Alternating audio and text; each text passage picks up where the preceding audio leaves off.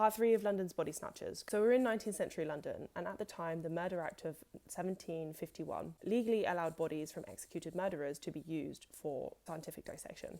But murder was becoming less common. In England and Wales, there were over 200 crimes that were punishable by the death penalty. In Wales, there was only 50, which still seems like quite a lot. And with reforms like the Judgment of Death Act in 1823, even fewer criminals were being hung. So if you were a medical school trying to teach over 100 students per year, but you were only getting 3 cadavers, you had a problem. And this is where the resurrection men come in. Body snatchers or resurrectionists would work in teams. They would identify fresh graves, they would sneak in under the cover of darkness with lanterns, shovels, a cart, and get in and out in less than half an hour. The goal was to retrieve the body without damaging it. The clothes were often left behind because stealing clothes would be a criminal activity, but stealing a body weirdly wasn't.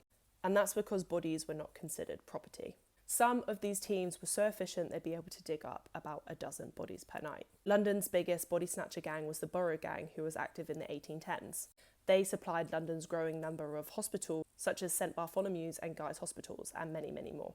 Now, it's easy to think of these body snatchers as cartoonish villains, but this was a very, very lucrative and serious business. Bodies could sell for the equivalent of hundreds of pounds. There was so much money to be had in death.